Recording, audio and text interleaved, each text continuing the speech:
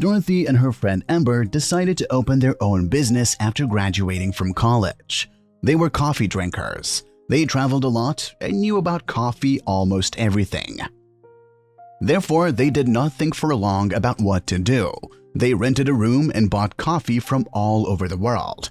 They fried it themselves, sold it both in grains, and prepared a drink in a small cafe at the store.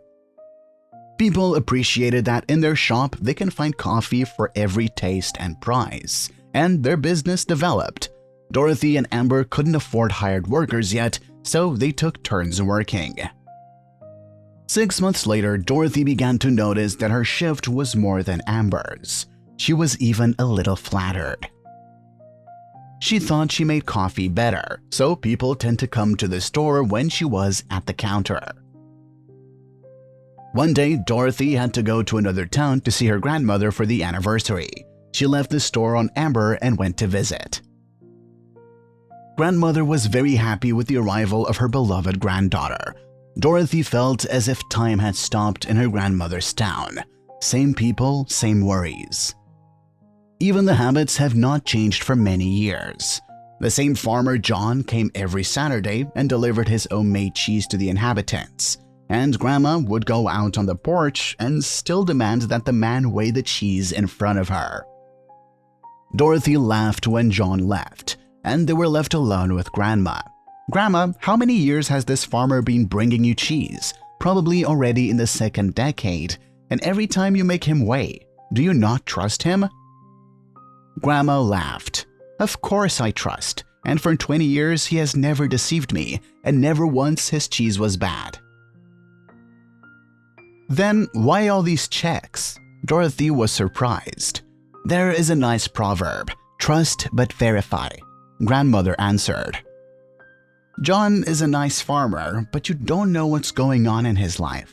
Maybe he has problems and this time there will be less cheese, or problems will distract him and he will not give change correctly.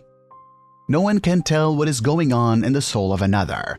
Of course, I'm sure that John will return everything and fix it if I make a complaint. But why bring the matter to this if you can solve everything at once? Today you didn't check the change, it turned out to be less. And most likely it happened accidentally, but doubts already live in you. You begin to doubt the person. Why such difficulties and torments when an easy on-site check allows you to remain friends for a long time? Therefore, for 20 years, I have been buying cheese only from John, and we trust, but we check each other. These words planted doubts in Dorothy's head. She wasn't proud of her decision, but on her return, she installed a hidden camera in the store without telling Amber anything. After reviewing the tape, Dorothy was shocked. The reason for the lower revenue on Amber's working days turned out to not be that she brews coffee worse and has fewer visitors. Amber was stealing part of the profits. Dorothy simply could not believe her eyes, and of course, there could be no further joint business. Dorothy took out a loan and bought out her friend's share. This was the end of their joint business and long-term friendship.